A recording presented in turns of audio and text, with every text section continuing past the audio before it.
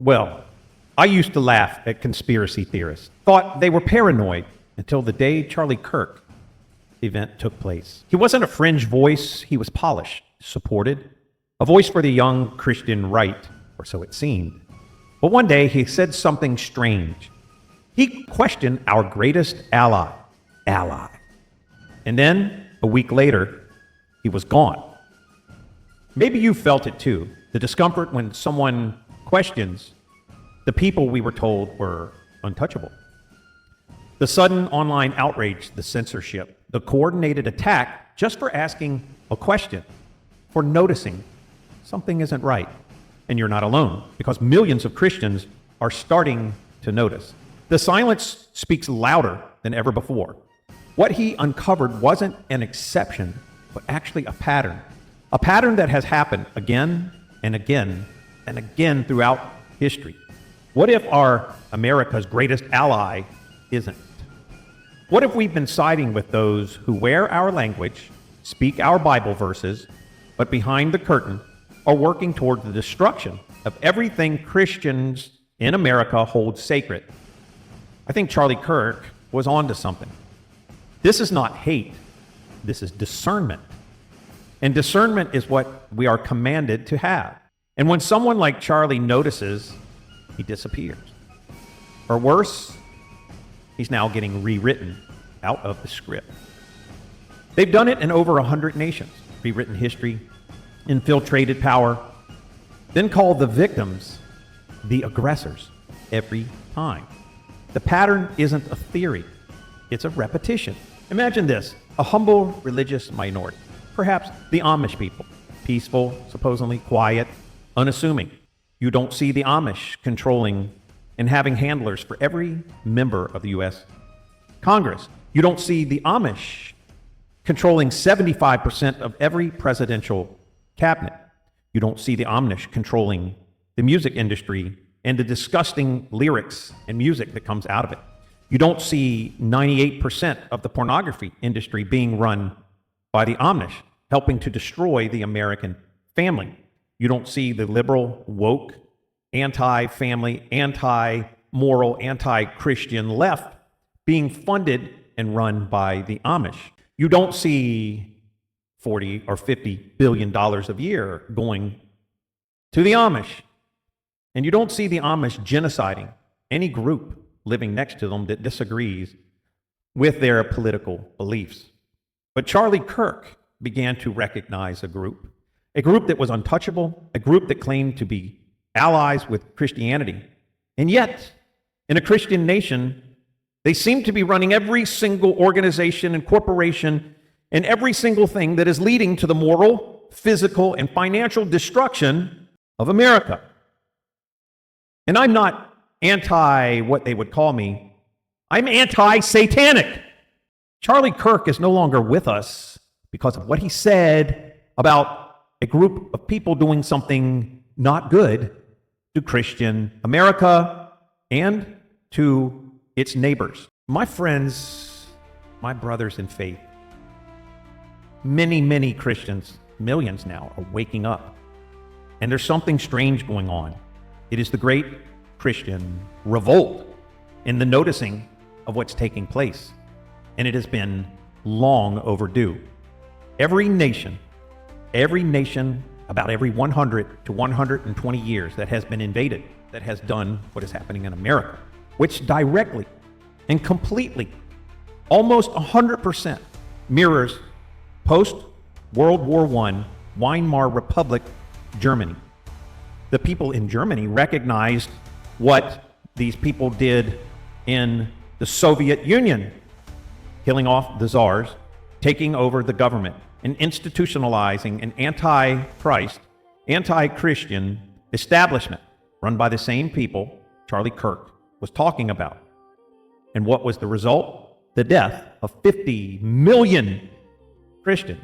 And they were moving in to Germany with plans of killing another 20 million Christians, German Christians, Polish Christians, in order to establish the Bolshevik revolution to the rest of Europe. What did you get in return after World War II? Well, Our greatest general, General Patton, do you know what he said? Do you know why he oddly disappeared? He said that America fought for the wrong side. We allied with the wrong group of people. He believed that the German people were honorable in their cause. Now that will cause people to call me names. That will cause people to want to hate on you because of noticing history. I'm just noticing. I'm noticing that what I was taught in school might have been a lie. I'm not denying anything. I'm just noticing. And if I'm anti-something, I'm anti-satanic. Jesus said, if you are not for me, you are against me. And since Jesus was God in the flesh, that means those who deny Jesus deny the God of the Bible. They deny God. They may worship someone who denies Jesus, who is worshiping a God, is not worshiping the same God that Christians worship. Should we ally with those who reject Christ and do not worship the God of the Bible the way we think they do? This may sound like outrage. This may sound like a name you would call somebody for telling the truth. I'm just noticing.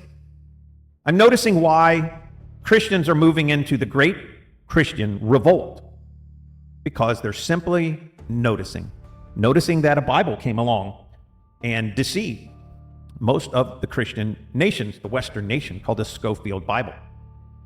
This Bible was not written by this man named Scofield. He was a crooked attorney who went to jail for lying, for falsifying information about himself, who then came out of prison and decided to become a pastor, who was approached by the Rothschilds, who wanted to establish Israel, secular, not God-following, Zionist Israel. So, Scofield had his name attached to a Bible. He was a false preacher.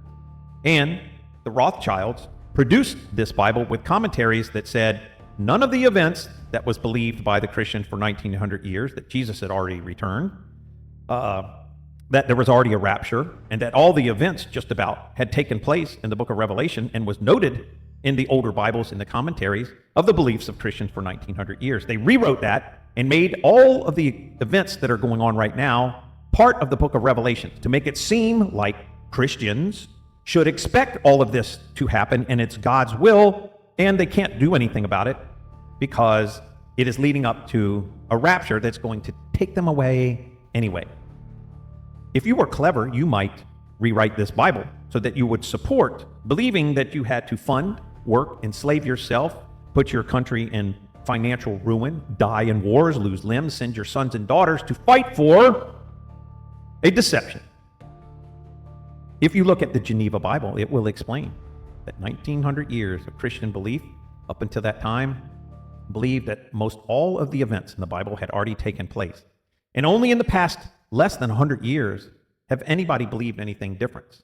And that difference in belief coincides with the formation, the settlement, and the construction of this secular nation of Israel.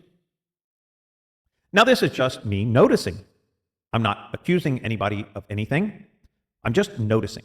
I'm noticing what now millions of Christians are beginning to notice as the scales fall off their eyes, as the elect, if almost possible, had been deceived. I believe they were deceived. And they're waking up to that deception now of against Christ, and what happened to Charlie Kirk being the most noticeable thing that has happened to wake up the Christian church. What should a nation do when it discovers the hands controlling it are not its own? What should Christians do when they realize they made a covenant, not with a brother in faith, but a deceiver in disguise? These are not accusations. These are questions, and discernment demands we ask them. If the Amish were doing this, if they were creating laws forcing injections into children, 70 and 80 injections by the time they're like 8 years old, and it's making them sick, if they were thinking of us or had religious ideologies that said the Amish were God's chosen people and they were human and everyone else was just cattle or animals, if they created financial institutions that enslaved, impoverished, and made it nearly impossible for American youth to buy a house, that people in their families in their 30s can no longer afford a house, and that the Amish had constructed corporations, one after another in a long line of shell corporations, to ensure that the average person could not touch them, and that their takeover and their fake money through the Federal Reserve, printing money out of thin air, and that money going back into the pockets of this supporters of this Amish revolt. What if all of this taking place, people just started to notice? And of course, it's not the Amish. And I think you know who everyone is starting to notice has done this. Except they're too afraid to speak out. Oh, they'll talk about a foreign nation, but they won't talk about this foreign nation's influence and their co-inhabitants, their dual citizens living in America, because that is ambassadors, infiltrators, that is people with alliances and allegiances to a foreign nation stronger than the one they live in. And as you see now, as the great Christian revolt begins to take place, you see them starting to call people names. And if I can be called a name, if any Christian can be called a name, call us anti-satanic, because the other names aren't working anymore. We're noticing that something evil is taking place, that Christians are just as sick as everyone else with these diseases, that the foods we are consuming, who are controlled by these same people, not the Amish, are making us sick. The chemicals that are going into it, the production of the foods, even baby formulas, are so highly toxic, they're making the children sick. The injections given to mothers, the things they are doing during birthing times, are making children autistic and sick. The financial ruin that is causing heart attacks and distress throughout the United States has happened time and time and time again, 100 times over throughout history. We're just noticing. That's all. We're noticing that our presidential cabinets, 75% controlled by a foreign nation, or citizens who are loyal to a foreign nation above America. You cannot be America first. You cannot be Christ first and align yourself with a foreign nation or with a God who, let me say, with a people group who reject Christ, who are against Christ. What happened? They were destroyed. I find myself having to tongue-tie myself in order to speak the truth, because I am speaking to Christian nationalists. I am done with speaking to happy, clappy, deceived Christians who want information, who want to doom scroll, who want to remain safe in their bubble, because they are the ones who have led to the takeover of America, to the future of their children being unsafe, to schools, public schools, being an unsafe place to send a Christian child to, where you have predators who play the role of a school teacher, waiting to take innocent minds away from their parents. Predators trained in colleges and universities where 75% of the leaders of those colleges are dual citizens to this foreign nation, and they are against Christ. And you wonder why the teachers are trained the way they're trained. This doesn't go on within their own communities. It goes on in your community, because someone is out to destroy the Christian nation. They want your children, and yes, they are after your children. They need cannon fodder for their wars. They need slaves to raise money for them and work for them to their death. My friends, I want you to think about this. There is a reason why every nation, every good Christian nation, has had a great Christian revolt take place. And it is not a fault of the victims. America opened its doors many years ago. It opened its Christian-friendly doors, just as Germany opened its Christian-friendly doors to a foreign ideology and a foreign people who did not accept its Christian faith, its Christian systems, and its Christian's way of doing business and morality. And what we got in return was a porn industry. What we got in return was a financial system enslaving every single American, with 50% of their income going to a foreign nation and to a foreign bank, where none of it applies to helping out Americans, where $50 billion a year goes to a foreign country where they get free health care and free education while we have veterans sleeping on the street, while some people in America are living off of credit card debt to buy groceries, while we have a president who has begged for Christian votes and in the background is actually serving against Christ.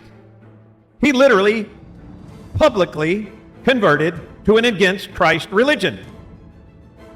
I did not know that till recently. Many people are waking up to why so much support and so much endless campaigning, and why it was such a struggle to get the Epstein list to the American people, and why we're never going to see, just like the assassination of John F. Kennedy, the USS Liberty, we're never going to see this go mainstream until Christians fully wake up and fully embrace that they have mostly joined against Christ, and against Christ is in their church, and they've been following a false doctrine for nearly 70 years. 70 years. About the same length of time as the formation of the nation of Israel has the American public gone under a false ideology, a false Christian belief system.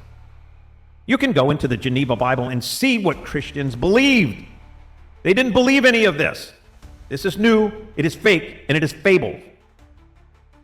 And maybe I seem a little extreme. But what happens when you wake up and realize that those playing the innocent victim have been the aggressors? That through victimization, when Christians are the greatest victims in the past 2,000 years, there has been no greater attack, no greater victimization, no greater death in the amounts than the Christian. In fact, those who are claiming the greatest victimization right now on the planet were the first beginners of the persecution of Christians. And they murdered 50 million Christians in the Soviet Union. And yet all we hear about is World War II. Nobody tells you why World War II took place. That before World War II even happened, in the physical sense, the people running the Bolshevik Revolution and running Russia, who killed 50 million Christians, declared war on Germany. Germany didn't declare war on anybody. Germany was trying to save its people. And now Christian America is waking up, and they're in a panic. And I don't blame them. You know, Shakespeare once said, "Oh, what a tangled web we weave when at first we try to deceive." I'm a Christian, and I'm just noticing. And I'm noticing something that makes me angry. I'm noticing that Christians have been led to believe that the foundation of America was not by Christians. And in 1811, the Supreme Court, going through the records and the documentation of all the founders, the writings, their quotes, and that they quoted more from the Bible than any other quoting source, the Supreme Court, after an exhaustive analysis of all this, concluded that America was founded on Christian principles and that America was a Christian nation. So recently, we have been told, and then even Christians are following the rhetoric that America was not founded by Christians or on the Christian belief or on the Bible. And I'm telling you, just go back into the records that this is a lie. And anyone saying that probably is a shill. I've gone off on a rant with this, as I do, because I'm very passionate about this great Christian revolt that is taking place. And the revolt isn't against the American government. The revolt is against a controlling system that has lied to us, that has taken control of America, subverting, and in the background, and in a legal fashion, not legal, illegal fashion, criminality, manipulation, everything evil, everything against Christ you can think of is going on against the will of what Christians who would, if they knew, would agree to. And now we're noticing. And now a great revolt is taking place. If you want to join Christian in noticing in making America first, in Christian nationalism, because this idea of being a Christian and being a national, not being a thing that Christians should do, is absolutely ridiculous. A Christian should be the leader of a home. A Christian should be the leader of your church. A Christian should lead your community. And a Christian should lead a Christian nation. The idea that you should have a secular nation, or that America was founded by a bunch of pagans and that we shouldn't participate, like this is Rome. Where do you think this idea came from? Who do you think, wanting to gain control of your country, would spread this information? Do you think that they're spreading this so you don't participate? But Christians are waking up. They're noticing. And people can get angry. People can call you names. But if you want to call us names, call us anti-satanic. And if you try to use a different name in that place, substitute that name that someone might call you and just replace it with satanic. Because anyone who's acting in a way that would give children 70 or 80 vaccinations with mercury and aluminum and harmful substance in it, that's satanic. Anyway, anybody who would take over a government and a country built strong by Christians' morals and values and institute a pornography industry that begins destroying the nation's moral character, I would call that satanic. Anybody that would infiltrate a church with a lie and a story that America would be waiting for Christ to return, when they know that for 1900 years Christians already believed that Jesus returned and everything was fulfilled, I would call that satanic. Anybody that would take over a medical industry and remove all of the healing properties, the healing herbs, the healing things, the sunlight, the energy, remove all of the energy frequencies from bells and everything else that used to heal people, and know it used to heal people, and replace it with drugs and pharmakeia, witchcraft and false drugs that keep people sick, I would call that satanic. If someone took over a media industry, the way that the public communicates with each other and knows what's going on for its country, and filled it full of liars, and propagandists, and people that studied the art of manipulating the minds of others, I'd call that satanic. If you want to be a part of something to those who notice, you want to learn how to notice better, not to be fooled, how to take back America for a moral Christian nation it was founded on, because it was founded on it. It was founded on it. The laws are based off of the Bible, and they are pounding it in your head that this is not true. They are silencing and censoring Christians. Join us at unitedcountrymen.com. You can start and donate $10. Start learning how to empower yourself and how we can get our country back on its feet again. It's not going to come from a non-Christian politician or representative. Until we start putting Christians back in control and expecting Christians to govern our nations, we're going to get more of the same. So if you want Christians to run your country and you want a Christian nation to live in again for a time until the final judgment of the earth, until Christ does return to judge the nations, join the United Country. You got $10. It's for you.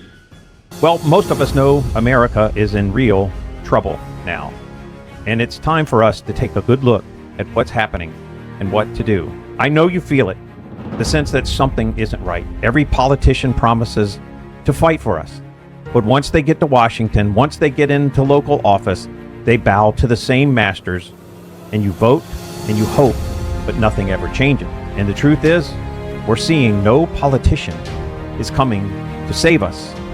And this is where we must act. Most Christian and conservative organizations you see online are quietly funded by the same foreign lobby groups. They use our faith, they use our patriotism, not to strengthen America, but to build their own empire while destroying our future.